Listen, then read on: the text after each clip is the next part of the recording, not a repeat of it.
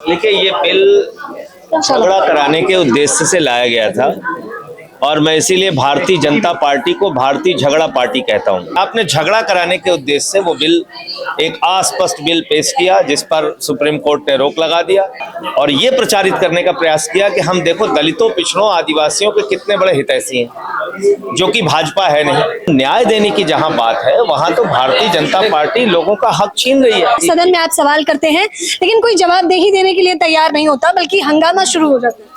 अब वो तो जो काम कर रहे हैं देश के लोग देख रहे हैं कि किस तरह से उनके हितों को प्रधानमंत्री ने बेचा है और एप्स्टीन फाइल का मामला बढ़ रहा है, उसके जो तमाम लोगों के कुकर्म उसमें सामने आए हैं। देखिए, ये बिल झगड़ा कराने के उद्देश्य से लाया गया था और मैं इसीलिए भारतीय जनता पार्टी को भारतीय झगड़ा पार्टी कहता हूं। आपने सुप्रीम कोर्ट के स्टे लगाने का आधार देखा कि सुप्रीम कोर्ट ने कहा भाई ये बिल अस्पष्ट है, तो आप एक अस्पष्ट बिल क्यों लेके आए? आप दो कमेटियां बनाते विश्वविद्यालयों में, एक जो हर तरह के भेदभाव को कवर करती और एक जो जाति के आधार पर हो रहे भेदभाव को कवर करती। लेकिन आपने ऐसा नहीं किया, आपने झगड़ा कराने के उद्देश्य से वो बिल एक अस्पष्ट बिल पेश किया जिस पर सुप्रीम कोर्ट ने रोक लगा दिया और ये प्रचारित करने का प्रयास किया कि हम देखो दलितों, पिछड़ों, आदिवासियों के कितने बड़े हितैषी हैं, जो कि भाजपा है नहीं। अपने मूल में ये दलितों, पिछड़ों, आदिवासियों के विरोधी लोग हैं। देश भर में 45 विश्वविद्यालय केंद्रीय हैं, जिसमें से 38 वाइस चांसलर सवर्ण जाति के हैं, 7 में बाकी सब हैं। आप अंदाजा लगा लीजिए कहाँ के हितैषी हैं। आप हाई कोर्ट, सुप्रीम कोर्ट के जजेस को देख लीजिए, उसमें 80-85% सवर्ण जाति के लोग हैं। तो न्याय देने की जहां बात है वहां तो भारतीय जनता पार्टी लोगों का हक छीन रही है। और हाँ, कुछ पूछ, लेकिन सर 118 और विश्वविद्यालयों में भी प्रोफेसर, असिस्टेंट प्रोफेसर की नियुक्ति में 80 से 90% पोस्ट खाली पड़ी हुई है दलित, पिछड़ा और आदिवासियों की। तो ये हकीकत है, SC, ST, OBC के साथ हर जगह अन्याय कर रहे हैं। कॉलेजों में या सेंट्रल यूनिवर्सिटियों में 118% डिस्क्रिमिनेशन की खबरें बढ़ी हैं, जो डेटा है सरकार का। मैं तो कह रहा हूं ना कि अगर आप जाति के आधार पर हो रहे भेदभाव को उसको कवर करने के लिए एक कमेटी बनाते और एक कमेटी बनाते जिसमें उनको क्या मौका लगा। वो कह रहे मान लीजिए अगर कोई एक तमिलनाडु का व्यक्ति आया, उसके साथ भेदभाव होता है तो आप क्या करेंगे? तो ठीक है, हर तरह के भेदभाव को कवर करने के लिए एक क्षेत्र के आधार पे, भाषा के आधार पे, लिंग के आधार पे जो भेदभाव होता है उसको कवर करने के लिए एक कमेटी अलग बनाते कर रही थी। ऑलरेडी जो गाइडलाइंस है वो जन्मस्थान के आधार पर, नस्ल के आधार पर, जेंडर के आधार पर, जाति के आधार पर, ये सारी चीजें मेंशन थी ऑलरेडी इन गाइडलाइंस में। देखिए, उसमें वो दो अलग अलग पैरा की बात कर रहे हैं और वो दोनों पैरा एक दूसरे के मकसद को कंफ्यूज कर रहा है, जिसके आधार पे स्टे मिला। तो और स्पष्टता के साथ इसमें सरकार को सामने आने दीजिए, अभी तो टाइम इनको दिया है, देखिए क्या करते हैं। लेकिन तुषार मेहता जी क्यों नहीं चुप रहेंगे? जब ऊपर से उनको कहा गया है चुप रहना है तो चुप रहेंगे, जब उनको कहा जाएगा कि बिल का विरोध करना है तो करेंगे। भाई इसलिए चुप थे, वो तो सीधी बात। लेकिन बीजेपी सरकार है, बहुजनों की सरकार है, खुद मोदी जी भी ओबीसी से कहाँ से है? क्लेम करते हैं। जो उनकी माता जी हैं RSS, उसमें 100 साल में एक भी प्रमुख दलित, पिछड़ा और आदिवासी बना आज तक? RSS तो 100 साल पुरानी संस्था हो गई ना। एक दलित, पिछड़े या आदिवासी का नाम बताइए जो RSS का प्रमुख रहा हो आज तक। तो कौन से बहुजन हितैषी हैं? आपको समझ में नहीं आ रहा है? क्या चुनाव को मद्देनजर रखते हुए ये इस तरह का ड्रामा किया गया? ये ड्रामा ही था, आपने सही शब्द इस्तेमाल किया, ड्रामा ही था, ड्रामा किया। जाति सूचक उनको बताइए, PM मोदी को भी जाति सूचक शब्द बोले गए, बावजूद इसके वो चुप्पी साधे हैं। पता नहीं आपको क्या मालूम, हो सकता है प्रायोजित कराया उन्होंने। ये इनके बहुत सारे ड्रामे प्रायोजित भी होते हैं।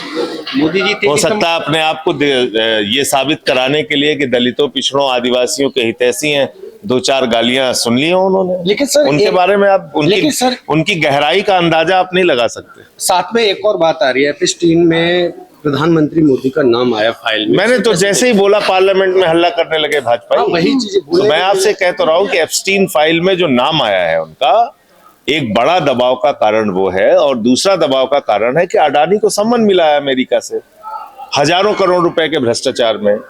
तो ये दो दबाव के कारण उन्होंने जो ट्रेड डील की है, ये हिंदुस्तान के किसानों के डेथ वारंट पे साइन किया है उन्होंने। तो इसलिए ये कोई छोटा मामला नहीं है।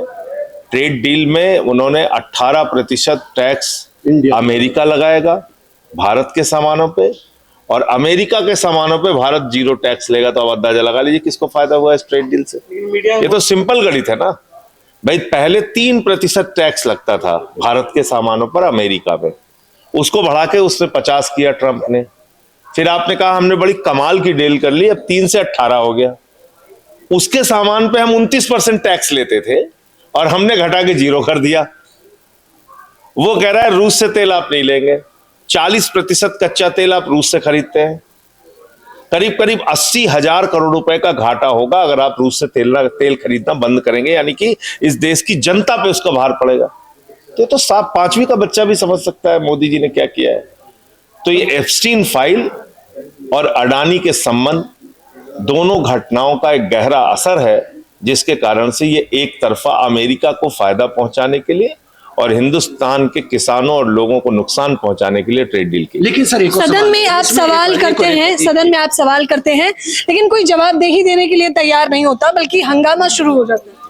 अब वो तो जो काम कर रहे हैं देश के लोग देख रहे हैं कि किस तरह से उनके हितों को प्रधानमंत्री ने बेचा है, और एप्स्टीन फाइल का मामला बढ़ रहा है। उसके जो तमाम लोगों के कुकर्म उसमें सामने आए हैं।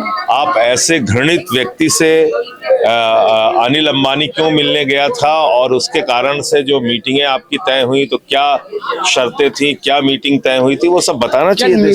क्या देश के सामने जवाबदेही नहीं होनी चाहिए प्रधानमंत्री? 100% होनी चाहिए। इसीलिए जवाब मैं मांग रहा था पार्लियामेंट में, मुझे नहीं दिया गया। लेकिन सर पूर्व सेना अध्यक्ष जो है रणबड़े, उन्होंने आरोप भी लगाए जो चाइना के साथ, उस पर भी चर्चा नहीं हो रही है। किस पे डील पे मीडिया में उत्साह है? अभी तक क्या कह रहे थे, अरे ये तो बुद्धू है ट्रम्प। जब अभी ये ट्रम्प गालियां दे रहा था मोदी जी को, सीज फायर वाली बातें कह रहा था, तो हम मुझसे कहते थे टीवी चैनल वाले, गोदी मीडिया वाले, कि आपको ट्रम्प की बात तो भरोसा है, वो एक नॉन सीरियस आदमी, वो जो दिन भर कुछ भी बोलता रहता है, वो झूठा आदमी। अब उसको माला पहना रहे हैं लोग, तो उनकी बातों का अब गोदी मीडिया की कोई विश्वसनीयता बची नहीं है। अब उसको भूल जाइए।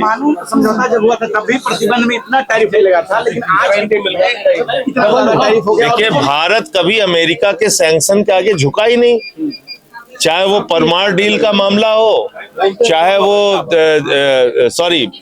परमाणु विस्फोट का मामला हो अटल जी के टाइम में, या उसके बाद भी जब भी कभी हुआ, भारत कभी अमेरिका के आगे नहीं झुका। क्या भारत की नीतियां अमेरिका तय कर रहा है? खुलेआम तय कर रहा है, खोल रहा है, खुल के बोल रहा है रूस से तेल नहीं खरीदोगे। तो देख लीजिए, सीधे तौर पर सांसद संजय सिंह से वोटर्स में यूसी की टीम ने बात की। सदन के अंदर भी मुख्य तौर पर यूजीसी को लेकर भी सांसद संजय सिंह ने कहा कि 45 वाइस चांसलर में से 38 वाइस चांसलर केवल एक तबके विशेष यानी श्रमण जाति के हैं। क्या ये इत्तेफाक है? और फिर उसके बाद एप्स्टीन फाइल पर बवाल लगातार जारी है। वजह है क्योंकि अब कहा जा रहा है प्रधानमंत्री मोदी जी, जो इस देश के यशस्वी प्रधानमंत्री हैं, उनका भी नाम आने लगा।